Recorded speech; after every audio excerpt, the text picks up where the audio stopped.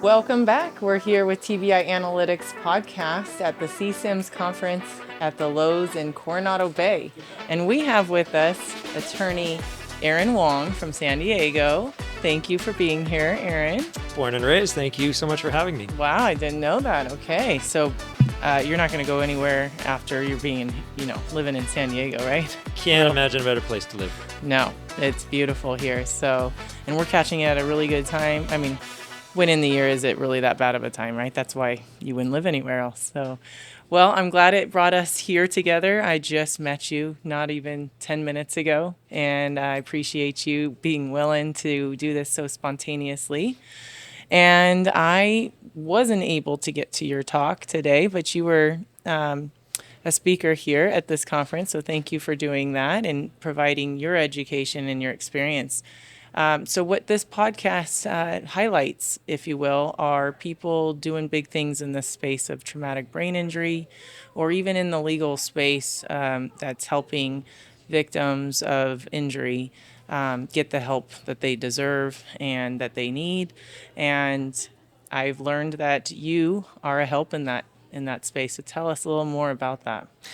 Well, we do the best we can. So, so my practice is focused on personal injury. And today I was asked to give a presentation on personal injury and workers' compensation crossover cases because that's one of the areas that comes up a lot of times. And a lot of times attorneys are uncomfortable with those. You will have a workers' compensation attorney that really knows the workers' compensation arena well, but doesn't understand the personal injury aspects.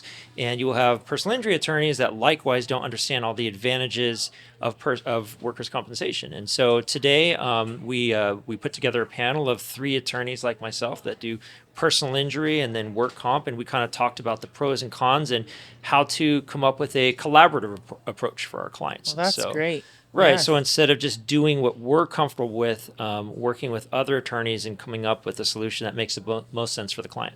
Yeah, absolutely. So you do only personal injury, but then you understand that you take a lot of these cases that were workers' comp, and there is that civil crossover with PI. Is that what you're saying there? Exactly, because workers' compensation changes everything in terms of Yep. liens, in terms of the type of treatment a patient can receive. And so we are always on the lookout for those types of crossover cases. And because we want the very best for our clients, what we do is we will bring on a totally separate workers' compensation specialist. And then what we will do is we will work together and we will say, does a client pursue a PI claim? Does a client pursue a work comp claim? Does the client pursue both claims simultaneously? Yeah. Because at the end of the day, we want the best result for our client. And sometimes it's one or the other, and sometimes it's a combination of the two. Absolutely. And you know how complicated and convoluted, if you will, the whole space of workers' comp can be. And it is very different. It's a whole other ballpark for how you handle these cases. So, just to have that understanding and be able to help people with that is great. So I would imagine you don't want any of your clients doing this alone, right? Oh, right. That is a hard hill to climb if you're trying to do any of this on your own. Yeah, absolutely. I tell clients, I tell providers, anytime they have someone who's been in an accident, anytime they have someone who may have a work comp claim or may have a PI claim, absolutely sit and talk to an attorney because it makes a huge difference. Mm-hmm. There are things that they're just not going to pick up on unless they talk to an attorney. Yeah, I mean, why would you try and reinvent the wheel, right? When you're the experts at it. And so I just, thinking me not being an attorney or a doctor, but being, if you will, potential, hopefully not client, type of thing. And what I would be thinking is, there's no way I'd want to navigate that world on my own. So I really appreciate what you're doing for people in this world to help. How long have you been in the personal injury game of things? It's funny. I started out as a business attorney and a defense attorney right out of law school, and I graduated in 2001. So I spent the first 3 or 4 years of my practice doing business and defense work. And what I quickly realized was that I was on the wrong side of the table. I had a case up north where I was asked to defend a chemical manufacturer that had a chemical spill, and there was a whole cancer cluster Wow. Yeah, up north it was really tragic, and I was a young associate, and so they sent me because they knew there was no way it was their chemical that had caused the cancer. So they kind of Put the newbie put in. the newbie in and said he can't mess it up. But as I was sitting at that table and looking around at these other attorneys that were more advanced than me in years, and this town of people who had cancer, I just realized that, I went to law school to be on the other side of the table. I didn't want to represent the chemical manufacturers. I didn't want to represent the big corporations. These people had law firms lined up to represent them. I wanted to represent the people on the other side of the table that were injured and really needed help navigating the system. And so So you have a heart. I have a heart. And so I remember about halfway through the depositions, I just started making calls, and I said, you know what, this is not why I went to law school. And, I did Good my for job. you. I finished my depositions. And then shortly after that, I, started getting into personal injury and plaintiff side. Wow, amazing what will trigger you, right? You Yeah. just don't know. Yeah. And it's then funny. that day comes and you're like, wow, I never even thought. But How did I get here? yeah, and here you are, and now doing amazing things. And when it comes to personal injury, I know there's every injury you can think of, I'm sure you've maybe represented, right? Have you dealt with traumatic brain injury, and what's been your take on that up until now? And have you done any traumatic brain injury cases? Yeah, Big ones. we've done several major ones. Unfortunately, just very very serious cases. Yes, yes. I had one where we had a young girl who was crossing the street in Balboa Park when she got hit by a car, and she was in a coma for about 6 weeks. And when her father came to the emergency room, they basically said, "Do you want us to try to save her?" And he was just beside himself. Of course, yeah. And it was one of those cases where, when I first met her, she was conscious, but she couldn't communicate in English. And then over time, a lot of that came back. And just because she just had a miraculous recovery. She had unbelievable providers at the end of the day. And, a couple years after the accident, you could barely tell that she had a traumatic brain injury. Oh, wow. I remember taking her out to lunch, and we had this whole great conversation. And I told her, I said, you know what? If I didn't know what you had been through, I honestly would not have any reason to believe that you had a traumatic brain injury and you've been through this. But at the same time, I knew, because of all the neuropsychological testing that we had done, she was still performing at a lower level. And so while she could go out in public and she could interact with people and no one would know what she had been through, fundamentally she needed to have a way to support herself in the future, because her father was not always going to be there. At some point she's going to get older and she's going to have to take care of things on her own. And so, fortunately we got a really good result for her that allowed her to set up some rental properties and a steady stream of income. But that was probably the first really big one I had, where I really realized that a lot of times you just don't know what's going on with people inside their brain. Even though on the outside they seem like a very normal person, they can still have some very serious challenges. Yeah, it's the most common thing you hear. Right. We just don't know what somebody's going through. And just because they do look normal or even talk normal, it's not necessarily the way it is for them. And that's the other thing with brain injury, you just don't know how somebody's going to recover. And it's not your cookie cutter injury, as we say. And that's what, for me, makes brain injury more exciting, if you will, because it's more challenging. It's like putting a puzzle together, and if you will, whenever these cases come over our way, we're like, okay, what's been done? How much have they been helped in the way of imaging or neuropsych or have you? So it just, depending on how you're getting these cases, right, depends on where do you start and then go from there. And every one of them is a learning process. I think we're learning on every case what to do, and with practice makes perfect. But even then, you just still don't know with every case. And so as we were talking, depending on the dynamics of the case and what you can and can't do with medical treatment, sometimes we're limited. So, but at the same time, regardless of those limitations, the end of the day, what we want for those people is some kind of sense of peace that we're helping them to get some type of normalcy, whether that's getting the treatment that they deserve or maybe some compensation that's going to help them relieve that stress that they're under. All of that takes place. So whatever we can do to be a resource for these people that lives have just completely changed is phenomenal. So hence why we're here, right? Meeting and sharing the knowledge and experience, and so that we can help others in this always changing space. So yes, it's great to hear that other people that are learning, attorneys every day are learning more about what's out there, right? Because you're so busy with what you're doing, you've got to, you know what the law is and understand what's good best for your client in that regard. You can't always be paying attention to what's coming up in medical research. So it's I'm happy to talk to others that are more knowledgeable in that space. So thank you. So how do you go about looking for signs of clients that possibly have brain injury? Are you doing anything like on intake with your clients to say, what kind of symptoms are you having? How are you mitigating that space?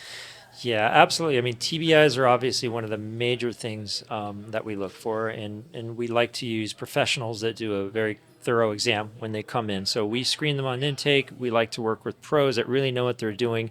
And we also talk a lot to friends and family members Yes. because we have had cases like that. I had a client that fell off a second story building because there was no railing on the second story building. And quite honestly, he was one of the most challenging clients I ever had. He was very angry, very aggressive, and I didn't know this until I got further into the case. And he was a very challenging client, and it wasn't until that I met his family that I really understood that that was not the person Yeah. that existed before the accident. And so, we talk to friends and family members, and they say, no, no, no, this is not, this guy was the life of the party. He was the nicest guy in the world. Yeah. He had done all these amazing things. So, we when we talk to other people, and then we can bring it in through witnesses as well. That's one of the main things that we look for in a TBI case, because again, a lot of clients don't know, right? They would have no reason to believe that they're experiencing these symptoms, and then you talk to their family members, and like, it's a totally different person. Yep. I've had several attorneys tell me that they're about to fire their client because of the behavior and how they're being treated and just too difficult to work with. Yeah. But then when they embrace that, well, maybe this person is traumatically brain injured Right. and that's why they're acting like this, it speaks volumes because, yeah, otherwise you would just think this person's a jerk and what have you, right? Yeah. So yeah, that lay witness is vital. It's key. I see it every day in these cases that if you're not getting that lay witness to really help tell that story of that person, and you're really leaving that kind of evidence that could be, real crucial for these people to help tell their story.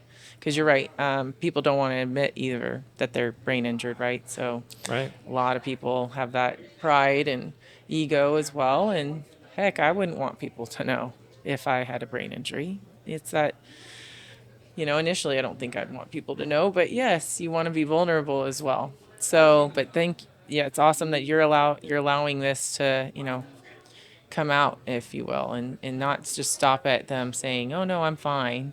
Well, let's see if you're fine. You were hit pretty hard. Right. You don't have to hit your head or even lose consciousness to know that you could possibly going through some kind of traumatic brain injury. So yeah, let's get that checked out, right? So I advise others as well to constantly check in with your client on a bi-monthly basis, if you will, and see how they're doing. What's their symptoms? Because you want to keep tracking that. Because if you don't, that gap in documentation, what are we doing here? So it always comes up. So you want to make sure you're getting those stories right away. But yes, it's exciting to see what you're doing and that you're out here able to speak about how to help on those crossover cases. And with what else are you doing? So you got your firm is called what? So our firm is called Coast Law Group, and it's kind of an interesting firm because at the end of the day, we're all a bunch of surfers, and that's what kind of No way. we're kind of brought us together. We are Yes. all very into surfing and the environmental movement, and what brought us together was we wanted to be involved in the nonprofit community. We wanted to take on pro bono matters. Good for We wanted to you. take Wow. on major environmental issues, and so what started as a nonprofit firm quickly turned into a firm that wanted to keep all those cases in house. And so I think that's originally what brought us together is the commitment to the the nonprofit work. And then from there we expanded into personal injury and business and intellectual property. So yeah, we have a very interesting an interesting setup. But it's I would say the personal injury practice fits in very well with that Yes. because we're all very passionate about what we do. We're passionate about our clients. We want to take on cases that really matter. And in the personal injury world, our cases really do matter. They Yeah. matter a tremendous amount to our clients, and it feels really good. And so, our environmental warriors, they will have a big environmental victory, and that's something they feel really good about and motivates them. And for us, we'll have a big personal injury result so for cool. a client, and that's something that gets us really excited and gets us out of bed in the morning. Yeah, and to have that diversity, how cool is that? Right. It doesn't get monotonous at all in your office. It's Absolutely. always something different going on, I'm sure. Just take your pick. That's so cool. So, well, that's great. I hope that, we can be working together soon. Now that you're knowing what we're out here doing and, with a couple people interested in working with us on the imaging side here, it's going to be really good to get this San Diego community wrapped around the imaging that we're doing. So I hope that you and I can be working on that soon. Absolutely. No, we're excited because again, for TBIs, we've had cases for years where clients come in and they swear they have a TBI and they can't remember this or they have headaches. And it's always been a challenge because we know they have it, but it's hard to document it. And with the jury, sometimes it's a coin toss if you don't have the documentation. And Yeah. so what's really exciting about this area is that now that we see the scans becoming more and more precise and pick up a lot of conditions that were previously not shown on these scans, it really allows us to get fair results for our clients. Now all of a sudden it's not just their word versus someone else. It's you have an actual image that everyone agrees is legitimate, supporting everything that they have to say. So we're really excited about this practice area. Yay. Okay, well, I appreciate your interest and your knowledge in it, and I'm excited to show you guys. Let's show these and get the patients and survivors, if you will, of this the help that they need and deserve. Because even if at the end of the day they're not even compensated, like let's just even say that, at least they know and they have the answers of what to do for the rest of their life and how to help themselves get to a normalcy again. So, but that's vital, right? So if we can do the best we can within the dynamics of the case that we can, we'll do it, Exactly. right? So thank you for all of you, what you do in helping these people find that, sense of normalcy again and help them get through such a terrible time in their life. But yes, we're around if you need our help at all, and appreciate you being here today. And thank you to the audience that's listening in. If you want to know more with Aran, I'm sure you're willing to help anybody that has questions in this regard of crossover with workers' comp and personal injury. We can definitely get in touch with you, right, at Aran Wong's Aran, and Coast anytime. Law Firm. Aran Wong, Google Aran Wong at Coast Law Group, and I'll pop right up. Okay, sounds good. All Thank right. you so much. Thanks so much.